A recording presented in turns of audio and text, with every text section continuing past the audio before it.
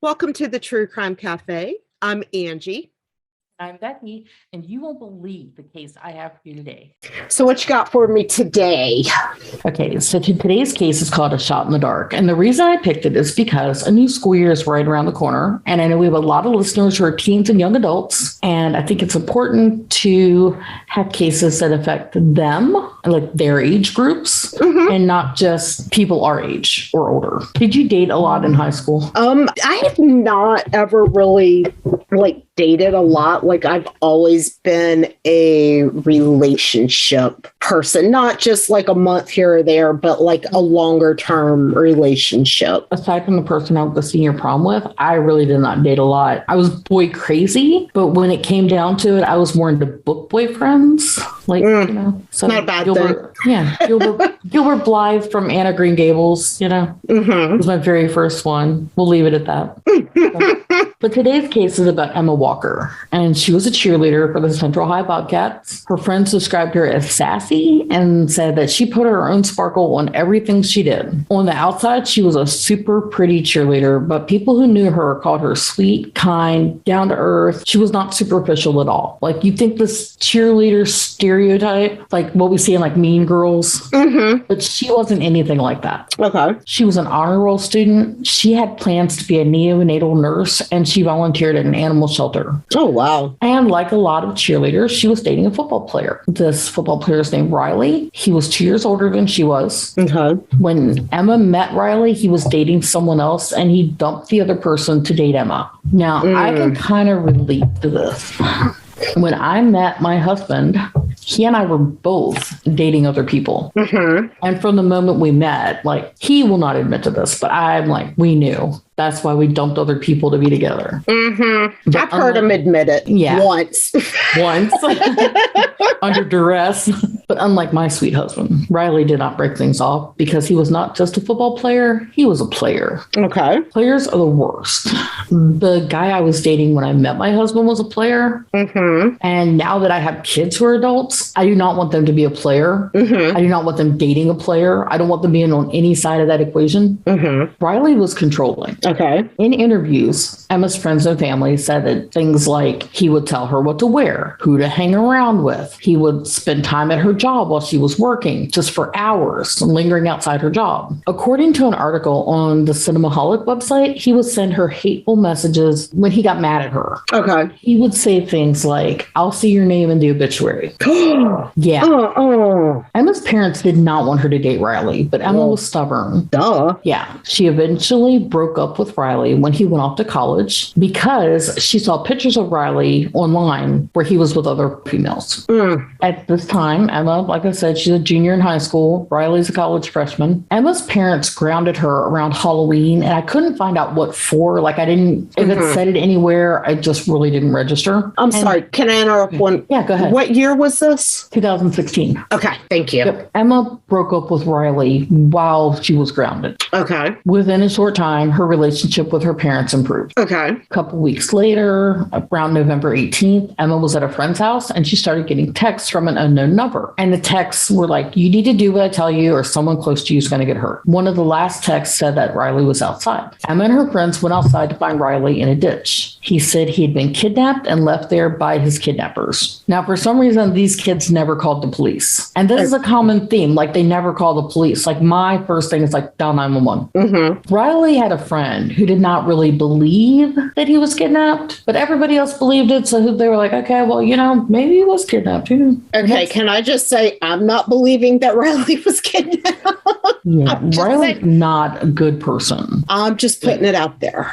The next day, someone in black clothes was walking up and down Emma's street and pounding on her front door. She texted Riley with the message, "I hate you, but I need you right now." She told Riley what was going on, and he arrived there to make sure that everything was safe. Again, she did not call 911. I get it. When you're in high school, you think you're invincible, or at least we did when we were in high school. But the world is a lot different now than when we were in school. When I was in high school, I was dumb as a stump when it came to common sense. Mm-hmm. So, during an interview, Emma's friend said that despite everything, she saw Riley as a protector, and that's why she called him for help, which, I get it. When I was a junior in high school, I might have done the same thing. Now I would just dial 911, just set the security cameras to record a clip and have it ready. During an interview on the ID channel, Emma's mother, Jill, said that she suspected that Riley was behind both of these incidents. A few days later, Emma and her dad went out for ice cream. It was just a perfect, normal father-daughter activity. When they got home, they had a normal evening with the rest of the family. The family went to bed like normal. Everything was just back to normal. Everybody was happy. During the night, Emma's dad heard a noise outside. So he gets up, he checks the kids. They're all asleep in their beds. So he went back to bed too.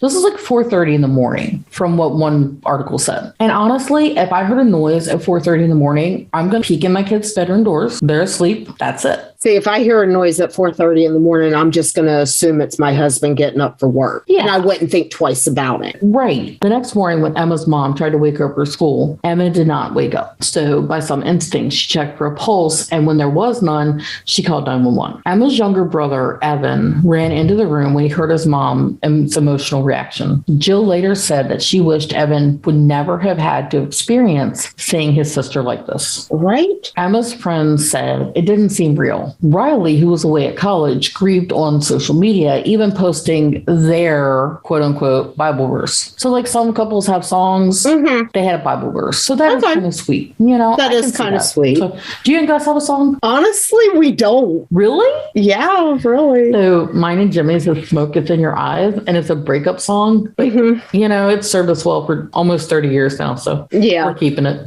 Yeah. Plus, he was a firefighter. So Gus and I, we met at work. Yeah. I was going through a divorce. So we started as friends and it just kind of progressed. When we got married, it was each of our second marriage. Yeah. Literally, we planned it from South Carolina, where we live, and we went to Virginia. And literally, we got married in a park. And it's just my dad, my stepmom, my 3 kids, my younger brother, and Becky, your friend, is the one that married us. And then we went out to eat at a barbecue place afterwards, I think. Yeah.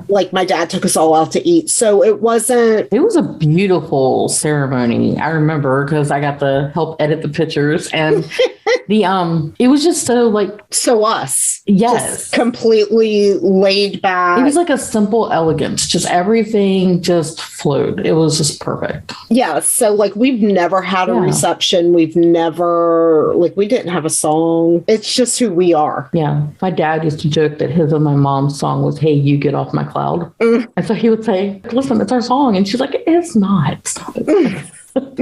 But back to this case, rumors by now were circulating around town that Emma had either committed suicide or accidentally overdosed on something. Nobody knew what had happened. Her death was a total mystery to everyone who knew her, and investigators only had the most minimal details from the first responders. In an interview with Dateline, detectives said when they arrived, they saw the 16-year-old female with a minimal amount of blood on her pillow. Okay. But on closer inspection, they saw what everybody else had missed. There was a bullet hole in the wall. Someone had shot the outside of the house. The bullet went through the wall and struck Emma in the side of the head. Detectives found at least one more bullet hole on the outside of the home and spent rounds and one live round in the yard outside of the home. Emma's father was distraught that he was awake when it happened just a few hours before Emma was found, and he had no idea what was going on outside his family's home. Oh my God. Yeah.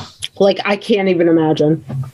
That would just destroy me. Yeah. Yeah. Of course, detectives call Riley in for questioning because you're going to call the significant other in first, whether it's a boyfriend or a spouse or whatever. Or the ex. Yeah. Whatever the case may be. Yeah. Riley told them about his quote unquote kidnapping and all the people that were probably the man in black that Emma saw, who he suspected it could have been.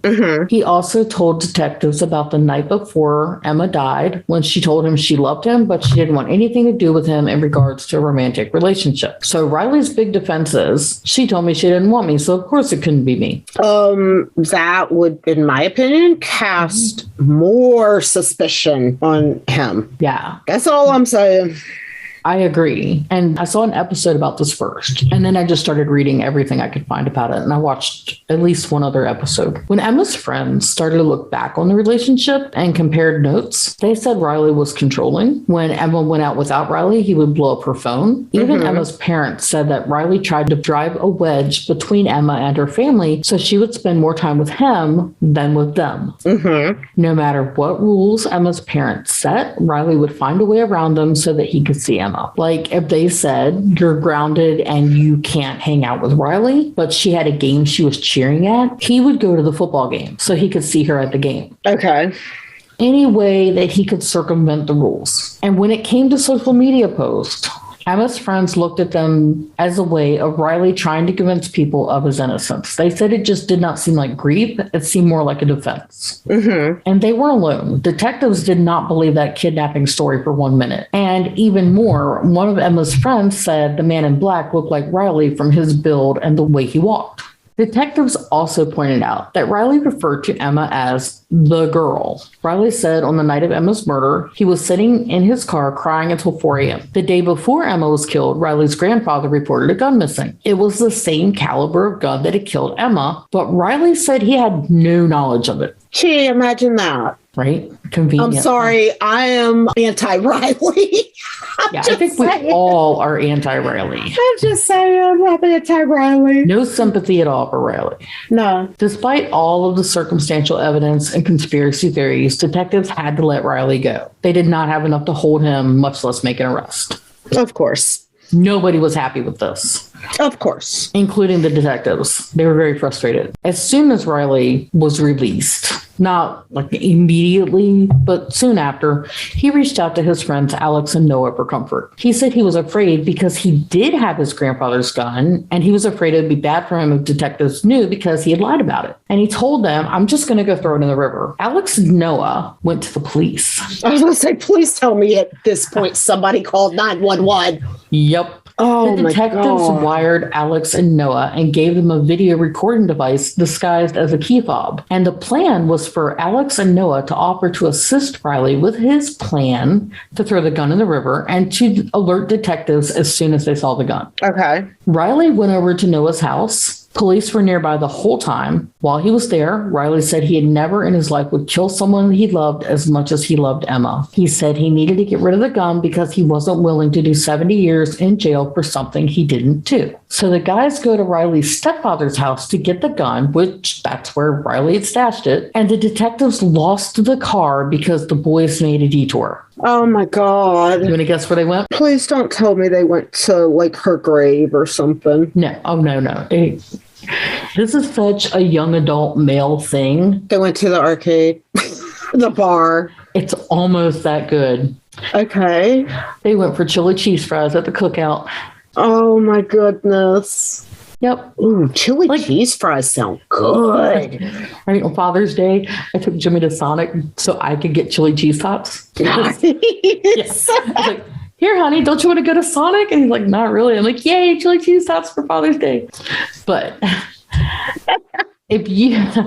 Alex said they took the detour because it was like they were saying goodbye to their friend. They knew Riley was going away. And having young adult sons, I could totally see this happen. Yeah. I mean, I could see how it happens, but... Yeah. And if you guys don't have a cookout near you, you need to get the one. It's good food and it's really cheap. It's not the best food. It's not like a 5-star fast food establishment. I like their hush puppies. Yeah. It's more like a 2.5-star fast food establishment. But yeah, it's really good. From there, they left the cookout. They went to the place where they planned to toss the gun into the river. The boys texted the police, but the police did not show. To solve for time, Alex took the gun from Riley and was all, whoa, is this a real gun? And Riley takes the gun back, and that's when the police arrive. They order everybody out of the car. They arrest Riley and take him to jail. Alex and Noah were safe. But that is not the end of the story. Because of course it's not. Of course it's not. A year and a half later, Riley is finally in court where he is pled not guilty to premeditated murder. One of the things that came out during the trial was that Riley's phone records showed him at Emma's house that night. Okay. Riley agreed that he was there, but he said he assumed that if he shot at the house, he would not kill anyone. He just wanted to scare Emma so that she would need comforting and that he could be her knight in shining armor and she would love him again. Yeah, kind of like Angel of Mercy, like we talked about last week, in a different way. The defense said that Riley was guilty of reckless homicide, which carried a much lighter sentence. They said he was not guilty of murder. He shouldn't be charged with killing her because he did not intend to do it. It also came out in court that Riley's kidnapping was fake. The defense played it up that Riley was just a desperate young man wanting to earn back Emma's love. All I'm saying is, who did not see that coming? Right. The defense said if Riley couldn't have Emma, nobody could. The prosecution showed that Riley was only about 5 feet from the house when he shot towards Emma's bedroom. Alex and Noah testified against their friend, and the prosecution showed the video from that undercover sting that led to Riley's arrest. The detectives featured on the ID Channel's episode about this case called Death of a Cheerleader said that Alex and Noah are the real heroes. And I agree. That was a brave thing they did. I just wish that, I don't know, there could have been, I mean, it just seems like with this story, there were so many opportunities to bring in authorities before it got to the point where she was killed, whether it was accidentally or not. I have a hard time buying that it was an accident. You shot a gun into a house that you knew people were in. So, toward the specific bedroom. And I find it hard to believe that if they were dating and they were that serious, that he did not know where her bed was in the bedroom. Like it's against the wall, it's whatever. Because even if they were not physically active, even if there was no sex between them, you know, she had a purity ring on, at some point, let me show you my bedroom. Even if it's just showing you through the doorway. In an article in the Knox News, an online publication serving Knoxville, Tennessee, reported that a Knox County jury found Riley guilty in May of 2018 of first-degree murder, stalking, reckless endangerment, theft, tampering with evidence, and possession of a firearm during the commission of a dangerous felony in Emma's death. So his sentence allowed the possibility of parole after 51 years, and he would be 71 if that happened. Emma's parents said it was a relief. The same Cinemaholic article that I referenced earlier said that during his sentencing, Riley said this to Emma's parents: "I'm sorry I took Emma away from you, that I robbed you of the experience of watching your daughter grow up. What I can do is tell you the truth about that night. I wanted to scare her. I never meant to take Emma's life. Again, I'm sorry." I'm going to go with it's entirely possible that he did not mean to kill her. It sounds to me like he was trying to create situations where she would come back to him, or she would seek him out. However, again, he shot a loaded gun into a house, an occupied house. Like, there are other ways he could have gone about scaring her. Yeah. Part of me agrees that's what happened, because the fake kidnapping, the man in black, and then shooting at the house. But I think the result would have been the same if he had not killed her now, because things were escalating. That's what it sounds like. Yeah, he went from pretending to be kidnapped to shooting a loaded gun. Yeah, within a short distance of people's houses. There is a scholarship in Emma's name at Central High. There's a dog park dedicated to her due to her love of animals, and the hospital dedicated the NICU unit to her. And there's even an Emma Walker Day in her town to help memorialize her, which is very nice. I agree. Yes. Detectives and Emma's parents agree that what they want people to get out of Emma's story is the awareness of a healthy relationship and how to safely get out of an unhealthy one. I agree, because according to a 2019 survey conducted by the CDC, 1 in 12 teens will experience some kind of dating violence. And it's not just females, it's males, it's transgender youth. It could happen to anybody. The signs are not easy to recognize because they include depression, anxiety, substance substance abuse, lying, shoplifting, thoughts of suicide, which sadly are pretty common amongst teens for a whole range of other reasons. Mm-hmm. The important thing to recognize is when these behaviors coincide with a new relationship changes, or the ending of a relationship, because teens who are victims of dating violence are more likely to fall into a pattern of destructive relationships that could last throughout their entire lives. Mm-hmm. Sadly, I think the world has changed so much over the last couple of years that dating violence is more prevalent. And social media does not help at all. Not at all. Like you said, it's not just girls that are victims. Anybody can be a victim of dating violence. Yeah. Intimate partner violence. Yeah, I'm still stuck on him. Oh, I'm sorry. I robbed y'all of this. I didn't mean to kill her. And I truly think he did not mean to kill her. However, as you said, he was escalating. So it would have probably happened at some point. Because here's the thing. When you're dating somebody and they are controlling, they demean you, talk down to you, call you names, all of that, and you finally decide that you're done with the relationship, it has to be full stop. It can't be, oh, something's happening. When somebody decides that they no longer are willing to put up with that type of behavior in a relationship, it has to be that clean break. It's got to be all or nothing. You can't run to that person for any reason, because all you're doing is you're giving them that little opening. Yep. You give them an inch and it's all over. Mm-hmm. That is not the end of the story. What?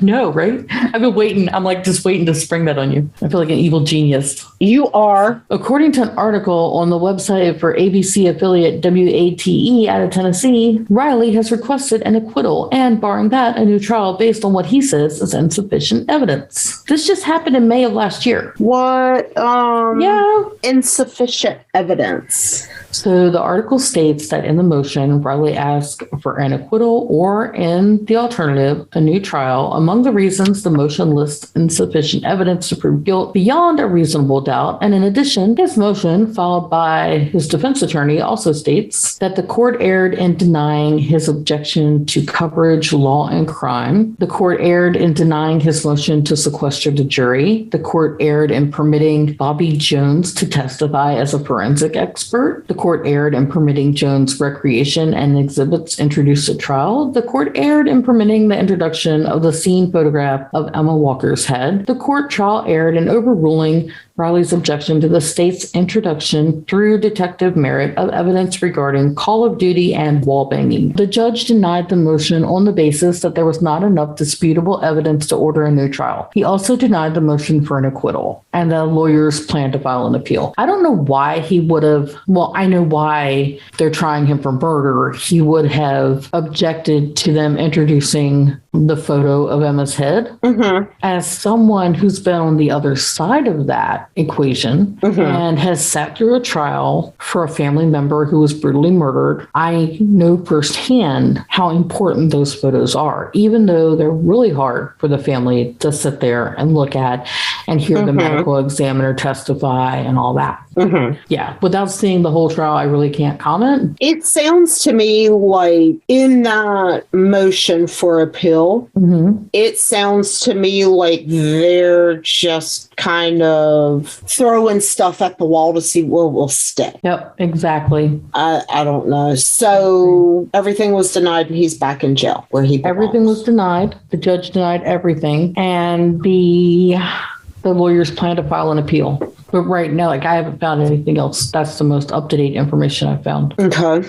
So if you're in an abusive relationship, please see the description of this podcast episode for the domestic violence hotline information. Or if you know someone who is. Yes. If you see it, speak up. You know, you can't pick and choose who your friends date and what kind of relationship they choose to be in. However, you can make other people aware of things that you know. Everybody stay safe out there. Stay caffeinated. And join us next time for another cup of crime.